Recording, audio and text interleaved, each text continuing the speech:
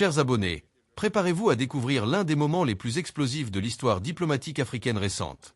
Le 23 septembre 2024, Ibrahim Traoré a secoué les fondations même des Nations Unies avec un discours qui a changé la donne pour tout le continent.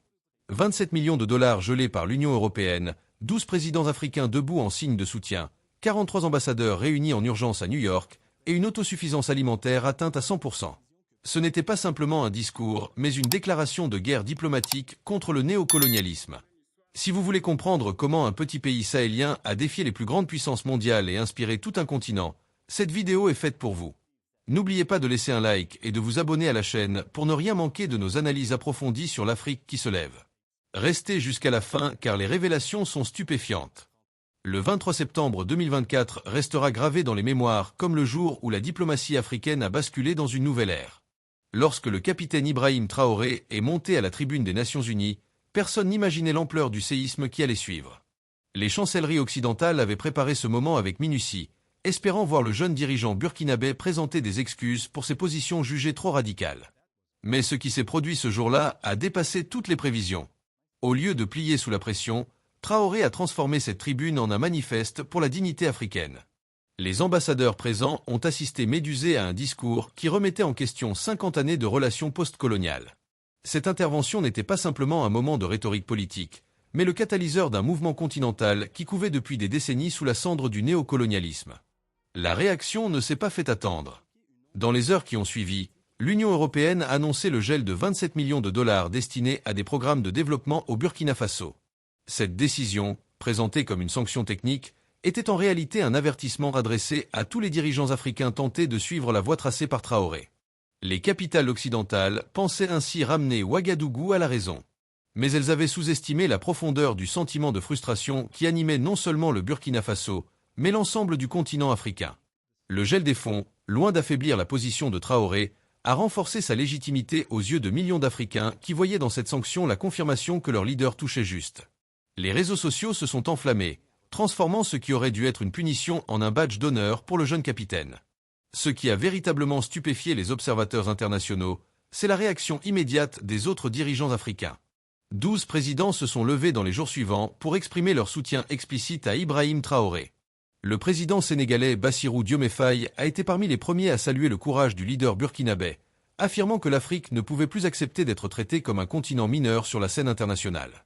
Le Mali, par la voix de son Premier ministre, a dénoncé ce qu'il a appelé une tentative d'intimidation néocoloniale.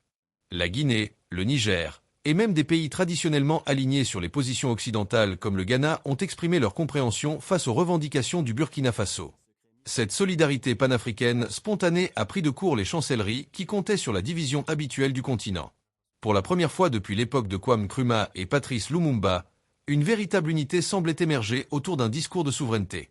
Les coulisses de l'ONU ont révélé l'ampleur des pressions exercées sur Ibrahim Traoré avant son intervention. Selon des sources diplomatiques fiables, 43 ambassadeurs ont été réunis lors d'une réunion extraordinaire à New York, 3 jours avant le discours. L'objectif était clair, convaincre le dirigeant burkinabé de modérer son ton et d'accepter un compromis diplomatique qui aurait préservé les apparences sans remettre en question le statu quo. Des promesses d'aide financière substantielles auraient été faites, accompagné de garanties sur la levée progressive des sanctions informelles qui pesaient sur le Burkina Faso depuis le départ des troupes françaises. Paris aurait même proposé une rencontre au plus haut niveau pour discuter d'un nouveau partenariat équilibré. Mais Traoré est resté inflexible, considérant que céder sur cette question fondamentale de la dignité nationale équivaudrait à trahir le mandat que lui avait confié son peuple lors de son arrivée au pouvoir en septembre 2022. La dimension économique de cette confrontation mérite une attention particulière. Le gel des 27 millions de dollars par l'Union européenne n'était que la partie visible d'un iceberg financier bien plus imposant. Des sources au sein des institutions financières internationales ont révélé que des pressions considérables avaient été exercées sur le Fonds monétaire international et la Banque mondiale pour limiter l'accès du Burkina Faso aux financements multilatéraux. L'objectif non avoué était de provoquer une crise économique qui fragiliserait le régime de Traoré et le forcerait à la table des négociations. Mais ces calculs n'ont pas pris en compte la résilience du peuple burkinabé ni les transformations structurelles que le pays avait engagées depuis 2 ans. Le développement de l'agriculture vivrière, la réduction de la dépendance aux importations et surtout la mobilisation patriotique de la population ont créé un écosystème économique capable de résister aux chocs externes mieux que ne l'avaient anticipé les analystes occidentaux. Le discours de Traoré à l'ONU n'était pas improvisé, contrairement à ce que certains médias ont voulu faire croire. Des mois de préparation ont précédé cette intervention, impliquant des intellectuels africains de la diaspora, des économistes panafricanistes et des historiens spécialistes des relations internationales. Le texte avait été travaillé pour toucher simultanément plusieurs audiences. Les dirigeants africains qui hésitaient encore à rompre avec l'ordre établi, les populations du continent fatiguées des promesses non tenues, et la diaspora africaine en quête d'une voix authentique défendant leurs intérêts. Chaque phrase avait été pesée pour éviter les pièges de la provocation gratuite, tout en affirmant clairement les principes non négociables de souveraineté et de dignité. Cette approche méthodique explique pourquoi le discours a résonné si profondément à travers le continent et au-delà, touchant des communautés de Harlem à Kingston, de Paris à Londres, partout où des Africains aspiraient à voir leur continent traité avec respect. L'impact médiatique de l'intervention a dépassé toutes les prévisions. Dans les 24 heures suivant le discours, les extraits vidéo ont été visionnés plus de 50 millions de fois sur les réseaux sociaux. Des personnalités influentes de la diaspora africaine, des intellectuels panafricanistes aux États-Unis, en Europe et en Amérique latine ont partagé et commenté les propos de Traoré. Des hashtags comme Africa Rising et No More Apology ont dominé les tendances sur Twitter pendant 3 jours consécutifs. Cette viralité n'était pas accidentelle, mais le résultat d'une stratégie de communication moderne qui comprenait l'importance des nouveaux médias dans la bataille des narratifs. Alors que les grands médias occidentaux tentaient de minimiser la portée du discours ou de le dépeindre comme une posture populiste, les réseaux sociaux permettaient aux citoyens africains de contrôler leurs propres récits et de diffuser directement le message sans filtres éditoriaux. Les implications géopolitiques de ce moment ont immédiatement été comprises par les analystes stratégiques. Le refus de Traoré de présenter des excuses signalait un changement fondamental dans les relations entre l'Afrique et l'Occident. Pour la première fois depuis les indépendances, un dirigeant africain acceptait publiquement les conséquences économiques de ses positions politiques. Les services de renseignement burkinabés ont révélé un détail qui a fait l'effet d'une bombe diplomatique. 17 agents occidentaux se trouvaient sous surveillance active à Ouagadougou au moment du discours de Traoré à l'ONU. Ces individus, officiellement enregistrés comme consultants, journalistes ou membres d'organisations non gouvernementales, étaient en réalité des agents de liaison travaillant pour diverses agences occidentales. Leur mission consistait à évaluer les points de pression potentiels sur le régime burkinabé et à identifier les élites locales susceptibles d'être influencées ou retournées.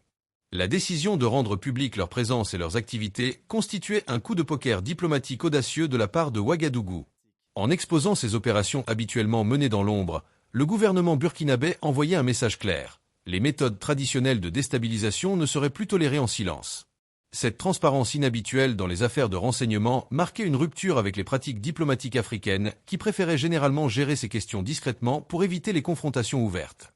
La révélation de cette surveillance n'était pas une improvisation, mais le résultat d'un travail méthodique des services de sécurité burkinabés considérablement renforcé depuis l'arrivée au pouvoir de Traoré. Avec l'aide de partenaires russes et chinois, les capacités de contre-espionnage du Burkina Faso avaient été modernisées et professionnalisées. Les 17 agents identifiés représentaient un échantillon de l'infrastructure de renseignement occidentale déployée dans le pays, mais les autorités burkinabées laissaient entendre qu'elles disposaient d'informations sur un réseau bien plus vaste. Les dossiers constitués sur ces individus comprenaient des preuves photographiques, des enregistrements de communication et des rapports détaillés sur leurs contacts avec des personnalités locales. Cette documentation exhaustive servait à la fois de garantie contre d'éventuelles opérations de déstabilisation et de monnaie d'échange dans les négociations diplomatiques à venir. Le message était clair. Ouagadougou jouait désormais avec les mêmes cartes que ses adversaires et n'hésiterait pas à les dévoiler si nécessaire. Les pressions exercées depuis Paris méritent une analyse approfondie tant elles révèlent la complexité des relations franco-africaines contemporaines. La France, qui avait vu son influence militaire au Sahel s'effondrer avec les départs successifs du Mali puis du Burkina Faso, tentait désespérément de préserver ses intérêts économiques et culturels dans la région. Des canaux diplomatiques officieux ont multiplié les contacts avec l'entourage de Traoré, proposant diverses formes de compromis. L'Élysée aurait même envisagé d'envoyer un émissaire spécial pour négocier directement avec le capitaine burkinabé avant son discours à l'ONU.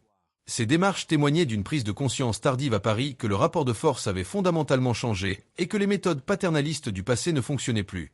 Mais elles arrivaient trop tard et avec trop peu de concessions réelles pour convaincre un dirigeant déterminé à redéfinir complètement les termes de la relation bilatérale. Washington a également joué un rôle significatif dans cette tentative de pression coordonnée, même si les États-Unis ont préféré opérer de manière moins visible que la France. Le département d'État américain s'inquiétait de voir le Burkina Faso s'éloigner de la sphère d'influence occidentale et se rapprocher de puissances considérées comme adversaires stratégiques. Des contacts ont été établis par l'intermédiaire de l'ambassade américaine à Ouagadougou pour explorer les possibilités d'un dialogue constructif.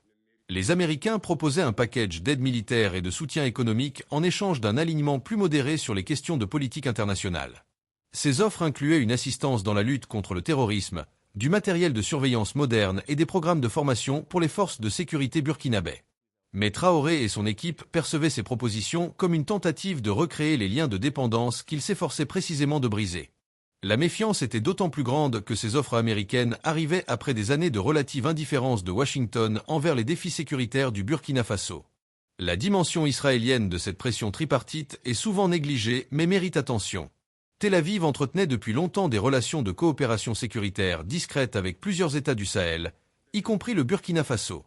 Ces partenariats portaient principalement sur la formation au contre-terrorisme et la fourniture de technologies de surveillance. Mais les positions de Traoré sur la question palestinienne et son soutien verbal à la cause des peuples opprimés avaient créé des tensions dans cette relation. Des diplomates israéliens auraient tenté de faire comprendre à Ouagadougou que certaines déclarations publiques pouvaient compromettre des coopérations bénéfiques dans le domaine sécuritaire. Cette approche, perçue comme une forme de chantage par les autorités burkinabais, a contribué à renforcer leur détermination à affirmer leur indépendance de jugement sur les questions internationales. Le Burkina Faso ne voulait plus être contraint de choisir ses positions diplomatiques en fonction des intérêts de puissances extérieures, même dans des domaines où ces puissances pouvaient offrir une expertise technique précieuse. Les 43 ambassadeurs réunis à New York représentaient un effort de coordination diplomatique sans précédent.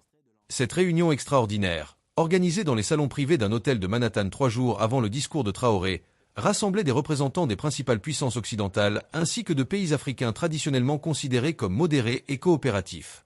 L'ordre du jour portait officiellement sur les défis sécuritaires au Sahel, mais l'objectif réel était de définir une stratégie commune pour contenir ce qui était perçu comme une dérive populiste dangereuse du Burkina Faso. Les discussions ont révélé des divisions profondes même au sein du camp occidental.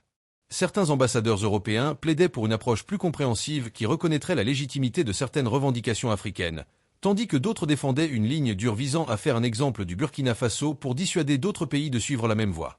Les représentants africains présents se trouvaient dans une position inconfortable, coincés entre leurs liens historiques avec l'Occident et la pression montante de leurs opinions publiques favorables à la posture de Traoré. Le résultat de cette réunion des 43 ambassadeurs fut finalement un compromis mou qui satisfaisait peu de participants. On décida d'adopter une approche graduelle combinant des sanctions ciblées, une limitation de l'accès aux financements internationaux et un effort de communication visant à présenter la position burkinabé comme isolée et non représentative du sentiment africain général. Mais cette stratégie reposait sur une lecture erronée de la situation réelle sur le continent. L'annonce de l'atteinte d'une autosuffisance alimentaire à 100% a constitué l'un des arguments les plus puissants du discours de Traoré à l'ONU. Ce chiffre, qui pouvait sembler incroyable pour un pays sahélien confronté à des défis climatiques majeurs, était le résultat de 2 années de transformation agraire intensive. Le gouvernement burkinabé avait lancé un programme ambitieux de modernisation agricole axé sur les cultures vivrières locales plutôt que sur les exportations de rente. Des investissements massifs dans l'irrigation, la distribution de semences améliorées adaptées au climat local et la formation des agriculteurs avaient porté leurs fruits de manière spectaculaire. La production de mil, de sorgho, de maïs et de riz avait augmenté de 72% en 2 ans selon les statistiques officielles. Cette performance remarquable démontrait qu'avec une volonté politique forte et une mobilisation des ressources nationales, même un pays pauvre pouvait réduire considérablement sa dépendance alimentaire externe en un temps relativement court. La stratégie d'autosuffisance alimentaire n'était pas simplement une question technique, mais un choix politique fondamental. Traoré et son équipe avaient compris que la dépendance alimentaire constituait l'un des principaux leviers de pression externe sur le Burkina Faso. Tant que le pays devait importer une partie significative de sa nourriture, il restait vulnérable aux sanctions économiques et aux conditionnalités imposées par les donateurs internationaux. En inversant cette équation, le gouvernement burkinabé se donnait les moyens de sa politique d'indépendance. Les ressources qui étaient auparavant consacrées aux importations alimentaires pouvaient désormais être réorientées vers d'autres secteurs prioritaires comme l'éducation, la santé et la sécurité. De plus, cette autosuffisance renforçait la légitimité politique du régime auprès d'une population qui voyait des résultats concrets dans sa vie quotidienne. Les marchés locaux étaient mieux approvisionnés, les prix des denrées de base s'étaient stabilisés, et la malnutrition avait significativement reculé dans les régions rurales les plus vulnérables. Les méthodes employées pour atteindre cette autosuffisance méritent un examen détaillé, car elles pourraient servir de modèle à d'autres pays africains. Le gouvernement a d'abord procédé à une vaste campagne de sensibilisation auprès des agriculteurs pour promouvoir les cultures vivrières locales au détriment du coton, culture d'exportation traditionnelle qui générait des revenus modestes et irréguliers. Des subventions ont été accordées pour l'achat d'intrants agricoles, permettant même aux petits exploitants d'accéder à des semences de qualité et à des engrais organiques. Un réseau de banques de céréales a été établi dans les villages pour stocker les surplus et réguler les prix tout au long de l'année. Des techniciens agricoles ont été déployés dans les zones rurales pour former les paysans aux techniques d'agriculture durable adaptées aux conditions climatiques changeantes. Cette approche holistique combinait soutien matériel, formation technique et organisation communautaire pour maximiser l'impact des investissements dans le secteur agricole. Le rôle des femmes dans cette transformation agricole a été déterminant. Reconnaissant que les femmes constituent l'épine dorsale de l'agriculture vivrière en Afrique de l'Ouest, le gouvernement burkinabé a mis en place des programmes spécifiquement destinés aux productrices. Des coopératives féminines ont été créées et soutenues avec des microcrédits à taux préférentiels.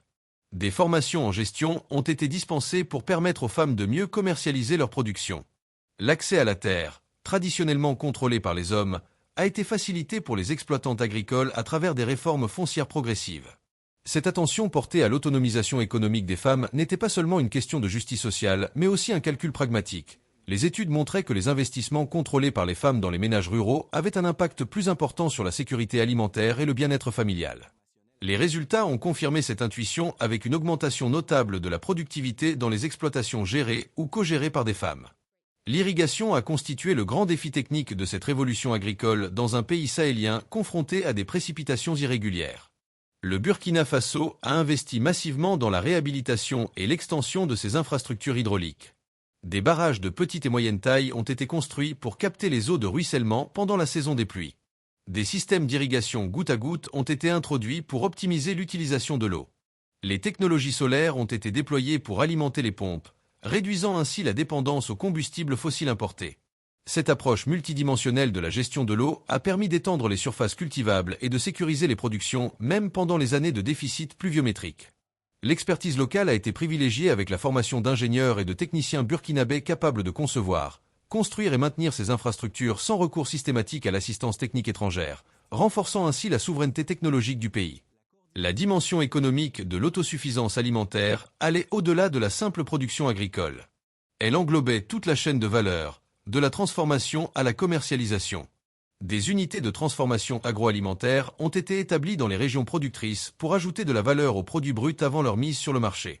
Ces petites industries créaient des emplois locaux et réduisaient les pertes post-récolte qui pouvaient atteindre 30% de la production dans certaines filières. Un réseau de marchés ruraux a été rénové et étendu pour faciliter les échanges entre producteurs et consommateurs. Les intermédiaires spéculatifs qui captaient l'essentiel de la marge ont été progressivement évincés au profit de coopératives contrôlées par les producteurs eux-mêmes. Cette réorganisation des circuits de commercialisation a permis d'augmenter les revenus des agriculteurs tout en maintenant des prix abordables pour les consommateurs urbains, un équilibre délicat mais essentiel à la stabilité sociale et économique du pays. L'impact social de cette transformation agricole s'est manifesté de multiples façons. Le renforcement de la sécurité alimentaire a réduit les tensions sociales qui pouvaient surgir lors des périodes de pénurie. Les jeunes ruraux, voyant des opportunités économiques dans l'agriculture modernisée, étaient moins tentés par l'exode rural vers les villes ou par l'émigration internationale périlleuse. Les communautés rurales, souvent marginalisées dans les stratégies de développement précédentes, sentaient que leurs préoccupations étaient enfin prises au sérieux par le gouvernement central. Cette reconnexion entre l'État et les populations rurales renforçait la cohésion nationale à un moment où le pays faisait face à des menaces sécuritaires importantes. Les villages qui parvenaient à augmenter significativement leur production étaient célébrés comme des modèles, créant une dynamique d'émulation positive à travers le pays. Cette fierté collective autour des réalisations agricoles contribuait à forger une identité nationale résiliente et confiante en ses capacités. Les médias africains indépendants ont joué un rôle crucial dans l'amplification et l'interprétation du message de Traoré. Face aux grands médias occidentaux qui tentaient de minimiser la portée du discours ou de le dépeindre comme une posture populiste dangereuse, les chaînes de télévision, les radios et les sites d'information africains ont offert des analyses plus nuancées et contextualisées. Des journalistes ont produit des reportages approfondis sur les réalisations concrètes du Burkina Faso en matière d'autosuffisance alimentaire et de développement rural, contrebalançant les narratifs occidentaux focalisés exclusivement sur les défis sécuritaires et les manquements démocratiques présumés. Cette bataille des narratifs révélait l'importance stratégique du contrôle de l'information dans les relations internationales contemporaines. Le Burkina Faso et ses alliés investissaient dans le développement de médias panafricains capables de diffuser des perspectives africaines sur les événements mondiaux, réduisant ainsi la dépendance aux agences de presse occidentales qui avaient historiquement monopolisé la production et la diffusion de l'information concernant l'Afrique. L'impact sur les jeunes générations africaines constitue probablement la transformation la plus profonde et la plus durable engendrée par ce moment historique. Partout sur le continent, Des jeunes qui avaient grandi dans le désenchantement face à des gouvernements corrompus et inefficaces découvraient la possibilité d'un leadership africain différent. Traoré, lui-même relativement jeune, incarnait une génération qui refusait la fatalité de la dépendance et de la marginalisation. Sur les réseaux sociaux, des milliers de jeunes Africains partageaient leurs réflexions sur ce que signifiait cette nouvelle posture de dignité pour leur propre avenir. Des mouvements de jeunesse se sont organisés dans plusieurs pays pour exiger de leurs dirigeants qu'ils adoptent des positions plus affirmées sur la scène internationale. Cette politisation d'une génération souvent décrite comme apathique ou uniquement préoccupée par l'émigration constituait un changement majeur du paysage politique africain. Les universités devenaient des lieux de débat passionnés sur les voies alternatives de développement, la démocratie authentique et la construction d'une Afrique véritablement souveraine et prospère. Les implications pour les relations internationales globales dépassaient largement le cadre africain. D'autres régions du Sud global observaient avec intérêt l'expérience burkinabé et les réactions qu'elle suscitait. L'Amérique latine, qui avait connu ses propres cycles de tentatives d'émancipation économique et politique, reconnaissait dans le discours de Traoré des échos de ses propres luttes contre l'impérialisme et le néocolonialisme. Des pays asiatiques en développement, confrontés à des dilemmes similaires entre intégration dans l'économie mondialisée et préservation de leur autonomie stratégique, analysaient les stratégies burkinabé pour en tirer des enseignements. Cette solidarité émergente du Sud global, transcendant les spécificités régionales, esquissait les contours d'un possible nouvel ordre international multipolaire où les anciennes puissances coloniales ne dicteraient plus unilatéralement les règles du jeu. Le Burkina Faso, petit pays sahélien, se retrouvait paradoxalement au centre d'un débat planétaire sur la souveraineté, le développement et la justice dans les relations internationales. La dimension spirituelle et culturelle de ce moment ne doit pas être sous-estimée. Pour beaucoup d'Africains, le discours de Traoré représentait bien plus qu'une simple prise de position politique.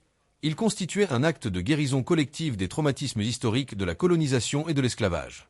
Le refus de présenter des excuses, le rejet de la posture subordonnée, l'affirmation de l'égalité de dignité avec les anciennes puissances coloniales résonnaient profondément dans les psychés marqués par des siècles de domination et d'humiliation. Des cérémonies traditionnelles ont été organisées dans plusieurs pays pour célébrer ce qu'elles percevaient comme un tournant spirituel pour le continent. Des artistes ont créé des œuvres commémorant ce moment, des poètes ont composé des vers célébrant la dignité retrouvée, des musiciens ont produit des chansons devenues instantanément populaires. Cette effervescence créative témoignait de la profondeur du bouleversement en cours, qui touchait non seulement les structures politiques et économiques, mais aussi les imaginaires collectifs et les identités culturelles. L'Afrique se réappropriait son récit, refusant d'être définie uniquement par son passé de victime pour se projeter dans un avenir de sujet actif de sa propre histoire. Les mois suivant le discours de Traoré à l'ONU ont confirmé que ce moment n'était pas un feu de paille, mais le début d'une transformation durable des relations entre l'Afrique et le reste du monde. Les sanctions économiques, loin d'affaiblir le Burkina Faso, ont paradoxalement accéléré sa réorientation stratégique vers de nouveaux partenaires et renforcé la solidarité régionale.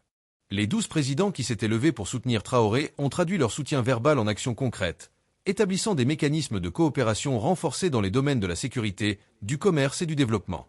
La communauté économique des États de l'Afrique de l'Ouest, malgré les pressions occidentales, a refusé d'ostraciser le Burkina Faso et a même accéléré certains projets d'intégration régionale. Cette résilience collective face aux tentatives de division et d'isolement démontrait qu'un véritable changement de paradigme était en cours. L'Afrique, pendant trop longtemps fragmentée et manipulée par les rivalités induites de l'extérieur, commençait à retrouver une voie commune et une capacité d'action collective qui promettait de redéfinir sa place dans le concert des nations pour les décennies à venir. Le 23 septembre 2024 resterait dans l'histoire comme le jour où l'Afrique a dit non aux excuses et oui à sa dignité. La résonance du discours de Traoré dans la diaspora africaine a dépassé toutes les attentes. À Harlem, quartier historique de la culture afro-américaine, des rassemblements spontanés ont célébré les propos du leader burkinabé. Des extraits du discours ont été projetés sur des écrans géants dans les rues, accompagnés de discussions animées sur la signification de ce moment pour les peuples d'ascendance africaine à travers le monde.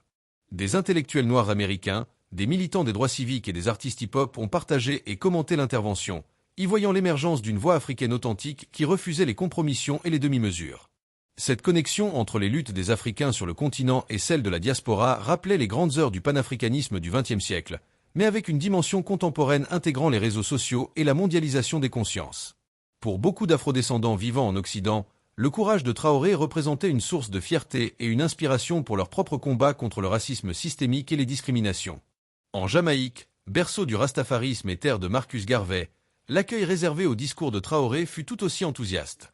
Les radios locales ont diffusé en boucle des extraits traduits en anglais, et des débats publics se sont organisés dans les universités et les centres communautaires.